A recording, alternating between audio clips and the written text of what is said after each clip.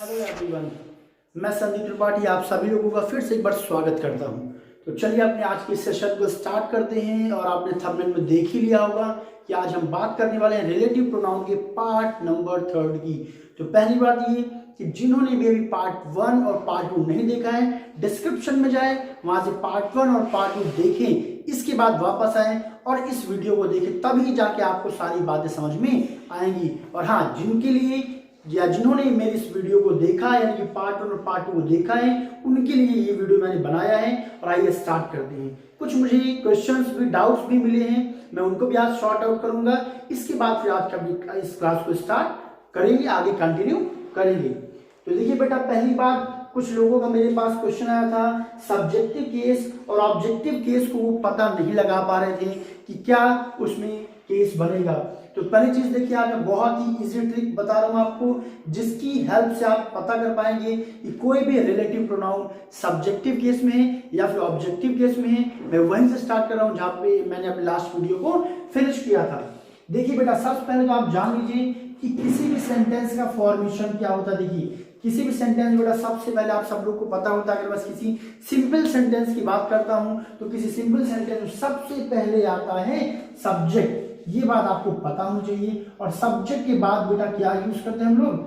Helping verb. अगर आपको ये फॉर्मेशन पता है तो आप समझ जाइए कि आपको अब से सब्जेक्टिव और ऑब्जेक्टिव केस का पता लगाने में बिल्कुल भी दिक्कत नहीं होगी।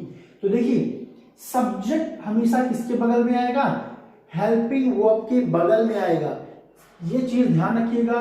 अगर कोई भी रिलेटिव प्रोनाउन, जैसे कि मैं बात करूं हु की, या फिर बेटा मैं ले लूं विच, मतलब जितने भी मैंने बेसिकली आपको मैंने पढ़ाए हैं, या दैट है, कोई भी मैं रिलेटिव प्रोनाउन यूज कर रहा हूं, और अगर उस रिलेटिव प्रोनाउन के ठीक बाद आपको कोई भी क्या मिल जाए?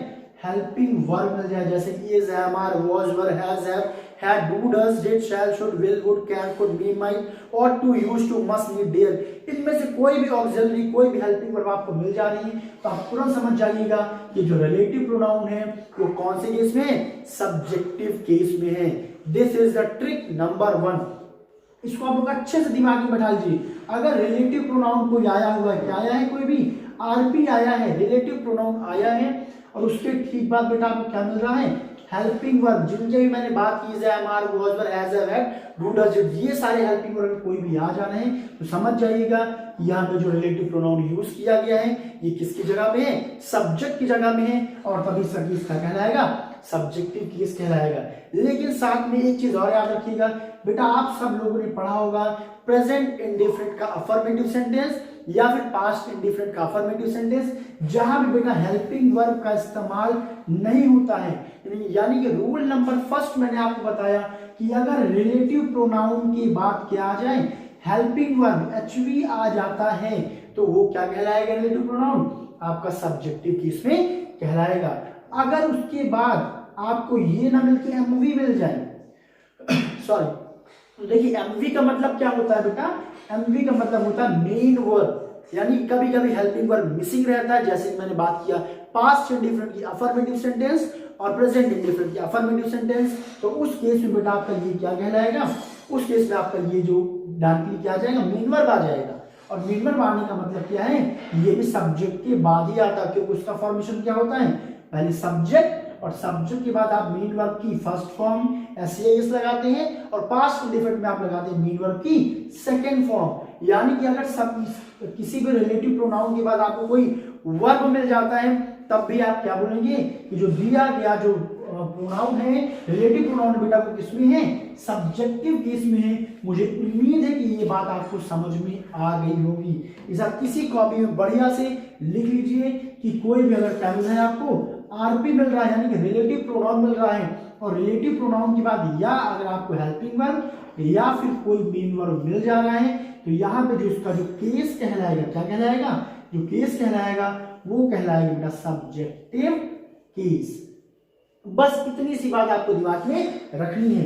अब सेकंड नंबर की बात करते हैं। अगर इसी आरपी के बाद, रिलेटिव प्रोनाउन के बाद आपको बेटा क्या मिल जाए?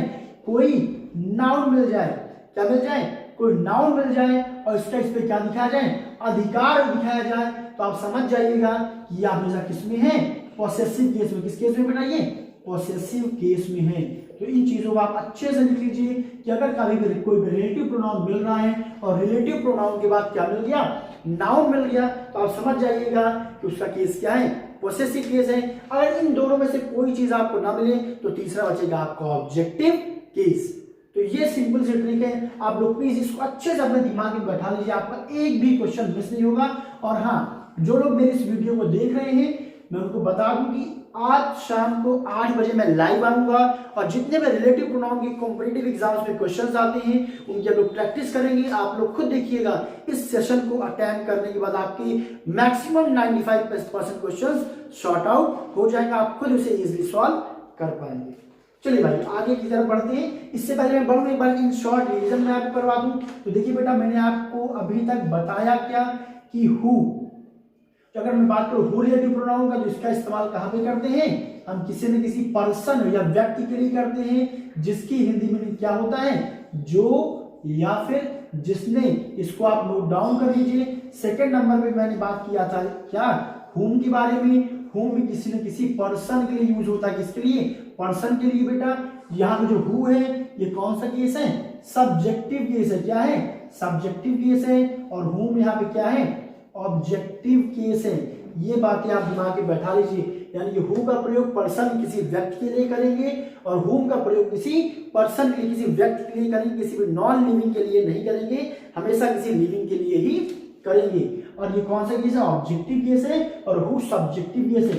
और थर्ड नंबर में मैंने जो आपको बताया हुआ था बेटा, मैंने आपको बताया था हुज के बारे में। किसके बारे में मैंने आपको बताया था, हुज के बारे में। और मैंने आपको बोला था ये जो हुज है ये कौन सा केस होता है, पोसेसिव केस होता है। ठीक है, अब देखिए यहाँ पे जानने की बात देखा बेटा ये है कि हु और हुम, इन दोनों को जो इस्तेमाल करते हैं उनका यूज करते हैं किसी न किसी पर्सन के साथ करते हैं, किसी न किसी व्यक्ति के साथ करते हैं। परंतु हुज का प्रयोग आप लिविंग और नॉन लिविंग दोनों के साथ कर सकते हैं। ठीक है, अभी इसके रूल्स में आगे आपको बताऊंगा। अभी कल मैंने इसको डिस्कस भी किया था, आपने देखा होगा, कल मैंने एग्जांपल लिया था, दिस इज द डॉग। यहाँ पे देखिए डॉग, मैंने आपको बताया था डॉग है, ये एनिमल्स है, नॉन लिविंग है। इसे बेसिकली उसी कैटेगरी में रखा जाता है जहां पे नॉन लिविंग की श्रेणी आती। कुछ मैंने आपको और एग्जांपल्स बताए थे कॉमन नाउन के, मैंने बेबी बताया था, इन्फैंट बताया था, चाइल्ड बताया था। इनके साथ भी आप हमेशा किसका यूज करते हैं, इट यानी नॉन लिविंग वाले प्रोनाउंस का यूज करते हैं। ठीक है, तो देखिए जहां पे डॉग है,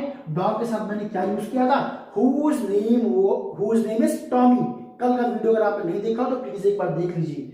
हाँ, 3 चीजें आई होप समझ में आ गई होगी। चलिए एक बार रिवाइज करते हैं, आप भी रिपीट करिए। हु का प्रयोग किसके साथ करेंगे, जी हाँ, पर्सन के साथ। हुम का प्रयोग किसके साथ करेंगे, पर्सन के साथ। और हुम कौन सा केस है, तो आपका आंसर क्या आएगा, बिल्कुल सही, ऑब्जेक्टिव। अगर हम बात करें हु की, तो हु का केस क्या होता है, बिल्कुल सही। आप खुद भी आंसर रिपीट करने की कोशिश, आंसर देने की कोशिश करिए, तो क्या हो जाएगा बेटा, ये सब्जेक्टिव केस हो जाएगा।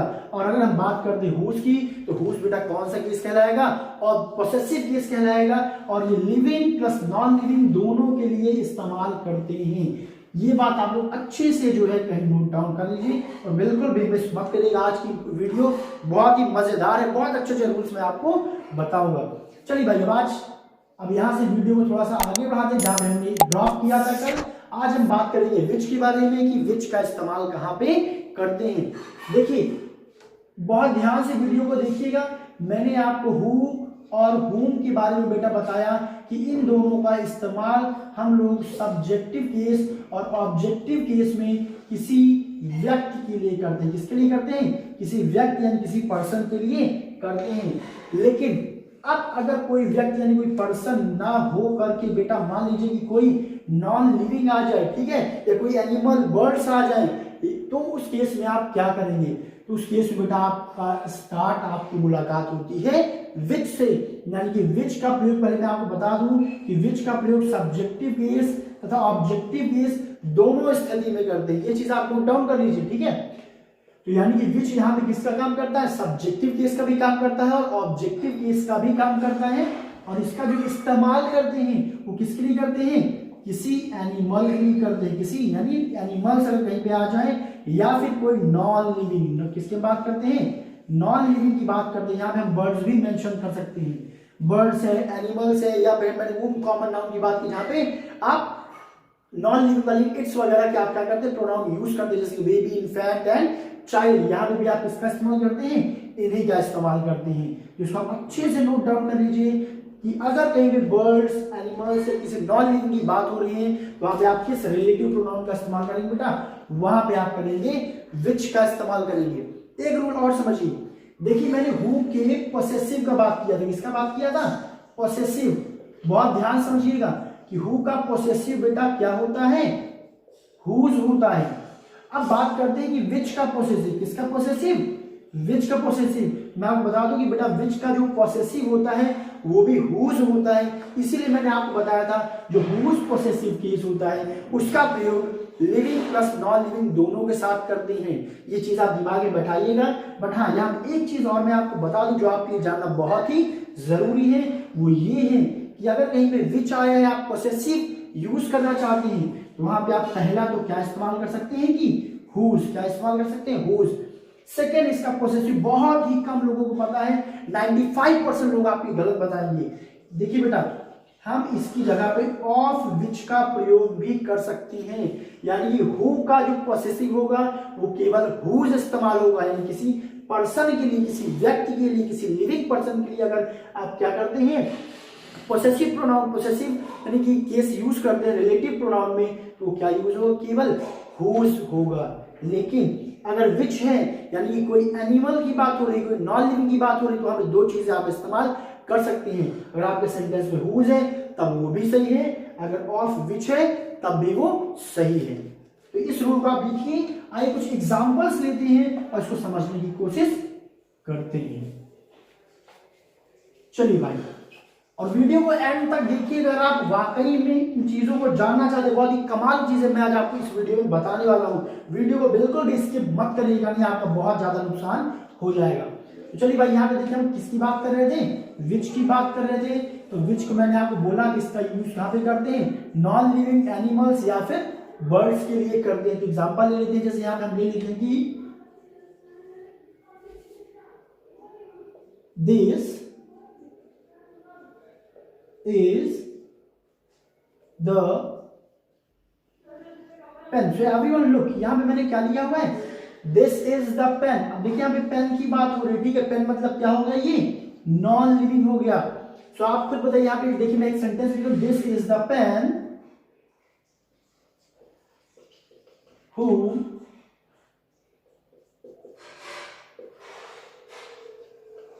had given to my friend. किसी भी वीडियो को जब तक आप लास्ट तक नहीं देखेंगे आपको बातें समझ में नहीं आने वाली है। तो देखिए बेटा, यहाँ पे मैंने क्या किया, दिस इज द पेन, ये क्या है, पेन है, ये वही पेन है। whom मतलब जिसको, I had given to my friend, यहाँ पे देखिए मैंने किसका इस्तेमाल कर दिया है, whom का इस्तेमाल कर दिया है। अब आप खुद बताइए कि इस पूरे सेंटेंस में क्या करेक्शन है, क्या मतलब मिस्टेक की गई है। आई होप आपको आंसर मिल गया होगा, क्योंकि यहाँ पे मैंने यूज किया है पेन, और पेन एक नॉन लिविंग है बेटा, जिसमें यहाँ पे हमने कर दी है मिस्टेक, और यहाँ पे whom का इस्तेमाल नहीं होगा, यहाँ पे क्या होगा, विच का इस्तेमाल होगा। So this is the pen, ये वही पेन है which I had given to my friend, जिसको मैंने किसको दिया था, अपने मित्र को दिया था, अपने दोस्त को दिया था। तो यहाँ पे बेटा किसका इस्तेमाल करेंगे, विच का इस्तेमाल करेंगे। यानी क्यों इस्तेमाल करेंगे, क्योंकि यहाँ पे क्या आया है, पेन। अच्छा, एक और अच्छा सा रूल दिमाग में आ गया, चलिए उसको बता देते हैं। अक्सर बेटा एग्जाम में दे एक बहुत ही अच्छा क्वेश्चन आता है कि आपकी कॉम्पिटिटिव एग्जाम्स में क्वेश्चन कुछ इस तरह दे दिया जाएगा और आपको बोला जाएगा कि आप मिस्टेक पता करिए। मैं लिखता हूं कि this is the pen who I have given to my friend। अब देखिए एग्जाम में आता कैसे, देखिए आपको एक क्वेश्चन ऐसे कर देगा, एक क्वेश्चन आप कैसे कर देगा, और एक ऐसे कर देगा, एक लिख देगा नो एरर। क्या लिख देगा, नो एरर। और आपको बताना होगा कि कौन से पार्ट में एरर है। अब आप एक को समझ जाएंगे, this is the pen who. अब आप देखिए यहाँ पे, देखिए यहाँ पे आपको पता चल गया यहाँ पे क्या यूज किया गया, हु का यूज किया गया। आप तुरंत क्या बोल देंगे, बी नंबर वाले में क्या भाई मिस्टेक है, क्यों, क्योंकि यहाँ पे यूज हुआ है पेन, लेकिन यहाँ पे गलती क्या कर दी गई है, हु का इस्तेमाल कर दिया, बल्कि यहाँ पे हु का यूज ना होकर के क्या यूज होना था, विच का इस्तेमाल होना था, यहाँ पे ये मिस्टेक हो गई। हाँ, एक चीज मैं आपको और बता दूं बेटा, जहां कहीं भी रिलेटिव प्रोनाउन का यूज होता है उसके पहले जो उसके एंटीसीडेंट होता है, एंटीसीडेंट मतलब जिसके लिए ये रिलेटिव प्रोनाउन यूज हुआ है, वो बेटा ऑलवेज डेफिनिट होना चाहिए। ये प्लीज अच्छे से कहीं डबल ट्रिपल स्टार करके आप लिख लीजिए कि बहुत बार एग्जाम से पूछा जाता है, जितने स्टार लगा सके उतने स्टार अगले रूल के साथ लगा लीजिए कि जो हु यानी जो यहाँ पे रिलेटिव प्रोनाउन जो भी आएगा उसके पहले जो भी एंटीसीडेंट यानी कि जो भी वर्ड उसके पहले आएगा वो हमेशा क्या होना चाहिए, डेफिनिट होना चाहिए। देखिए एग्जाम में कैसे आता है, मैं समझाने की कोशिश करता हूँ। यहाँ पे मैं इसी सेंटेंस को दोबारा रिपीट करता हूँ, लिखता हूँ और एक एरर करता हूँ, आप लोग कोशिश करिए वो क्या है। इसी को मैंने ऐसे लिख दिया क्या कि this is a pen which I bought. So this is the pen which I bought. यहां देखिए मैं कुछ ऑप्शंस कर दे रहा हूं क्या, first, second, third. This is A number, this is B number, this is C number, this is D number and next मैं कर देता हूं नो एरर। तो आप बताइए बेटा कि क्या इस क्वेश्चन में, इस सेंटेंस में क्या कोई मिस्टेक है। आप लोग प्लीज फटाफट आंसर देने की कोशिश करिए कि इसमें कोई मिस्टेक है कि नहीं है। चलिए मैं देखिए आपको बताने की कोशिश करता हूँ कैसे एग्जाम में से दे दिया जाएगा। पहला मिस्टेक तो मैंने आपको विच वाला बता दिया कि ऐसा मिस्टेक दिया जाएगा, यहाँ पे इसको हटा देगा और क्या दे देगा हु। आप तुरंत बता देंगे भाई यहाँ पे मिस्टेक है। बट मान लीजिए क्वेश्चन दिया गया है क्या विच, अब आप पढ़ेंगे this is a pen which I bought, आप बता रहे ये तो सब कुछ बढ़िया है भाई, यहाँ पे तो कोई नो एरर है, इसमें कोई गलती नहीं, और आप बढ़िया आराम से सीधा अपना चौड़ा करके चले जाएंगे भाई मैंने क्वेश्चन सही किया है। बट नहीं, आपने मिस्टेक कर दिया। मैंने अभी आपको बताया कि अगर कोई भी रिलेटिव प्रोनाउन यूज किया गया है तो उस रिलेटिव प्रोनाउन के पहले बेटा हमेशा क्या इस्तेमाल होगा, उसके पहले इस्तेमाल होगा डेफिनिट प्रोनाउन। और डेफिनिट प्रोनाउन के लिए मैंने आपको बताया था आर्टिकल में कि किसी भी नाउन के पहले जब आप किसका आर्टिकल द का इस्तेमाल कर देते हैं तो वो बन जाता है डेफिनिट। यहाँ देखिए मिस्टेक है, दिस इज आ पेन, यहाँ पे क्या लिखा गया है आ पेन, बस यही मिस्टेक है। यहाँ से आपको आ को हटाना है और किसको लगाना है, दा को लगाना है। इस रूल को जितनी बार स्टार करके आप लिख सके, रट सके, जो करना है कर सके, इसको अच्छे से नोट डाउन करके, बहुत ज्यादा क्वेश्चन एग्जाम में पूछा जाता है। तो हमने दो रूल सीखा। पहला कि अगर एंटीसीडेंट क्या है, कोई नॉन लिविंग है तो आप किसका इस्तेमाल करेंगे बेटा, विच का इस्तेमाल करेंगे, आप हु या होम का इस्तेमाल नहीं करेंगे। और एंटीसीडेंट के पहले यानी जो भी नाउन, जो भी वर्ड आता है वो हमेशा डेफिनेट प्रोनाउन में, उसका क्या होता है, डेफिनेट होना चाहिए, वो इनडेफिनेट नहीं होना चाहिए। चलिए कुछ और एग्जांपल लेते हैं और देखते हैं। अब देखिए भाई मैंने एक एग्जांपल मैं और लेता हूं कि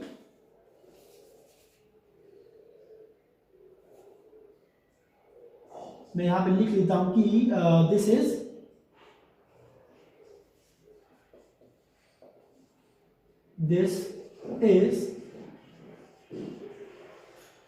the bag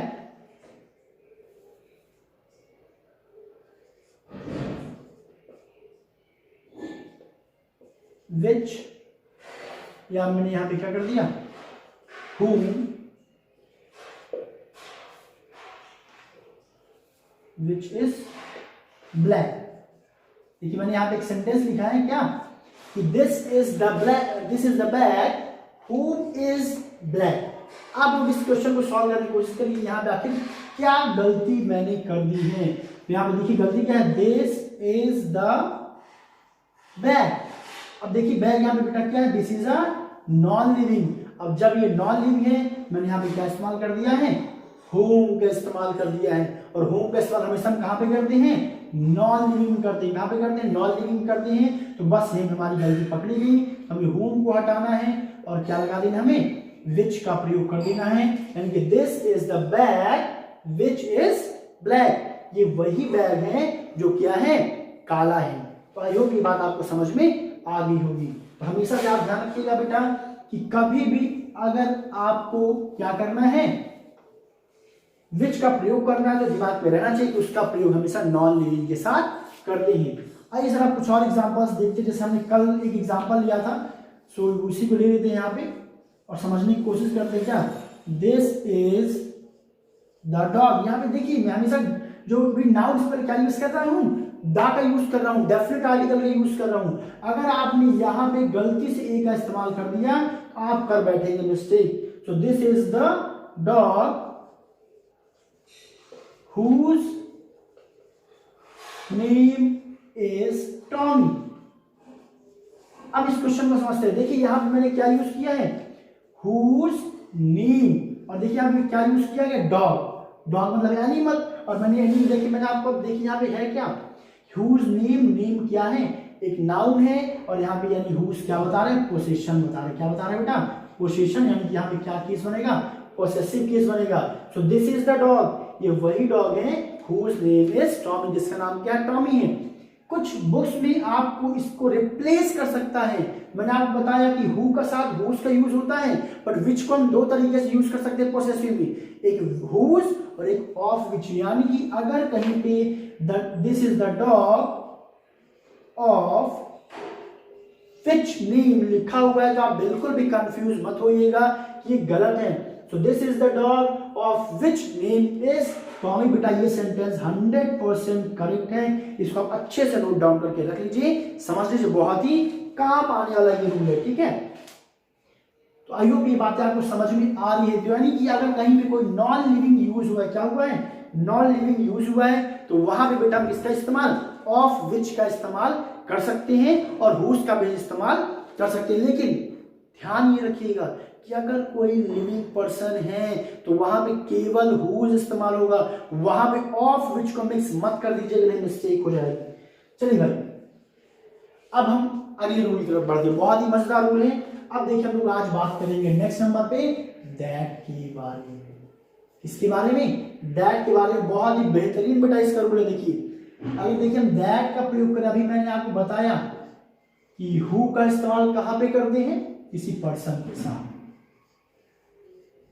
हुम ऑब्जेक्टिव केस में कहां पे इस्तेमाल करते हैं, किसी भी पर्सन के साथ। और थर्ड नंबर पे हमने बोला था विच, इसका प्रयोग दोनों में होता है, सब्जेक्टिव और ऑब्जेक्टिव दोनों स्थिति में। लेकिन किसके साथ, किसी भी नॉन लिविंग के साथ, या फिर एनिमल्स या फिर बर्ड्स के साथ में हम किसका इस्तेमाल करते हैं, विच का इस्तेमाल करते हैं। लेकिन भैया दैट का प्रयोग कहां पे करेंगे, मैं बता दूं, इस पूरा जो चेस होता है, जैसे चेस में कोई वजीर होता है, वैसे इस पूरे रिलेटिव प्रोनाउन बेटा जो दैट है ये पूरे वजीर का काम करता है। यानी कि ये भाई साहब हु की जगह पे भी इस्तेमाल हो सकते हैं, हुम की जगह पे भी इस्तेमाल हो सकते हैं, और विच की जगह पे भी इस्तेमाल हो सकते हैं। तो पता चली ना बहुत गजब की बात। तो ये भाई साहब कौन है, हमारे वजीर हैं इस पूरे रिलेटिव प्रोनाउन का, जिनका प्रयोग हम लिविंग नॉन लिविंग हर स्थिति में कर सकते हैं। एग्जाम्पल देखते हैं, मैंने यहां पे लिखा क्या, दिस इज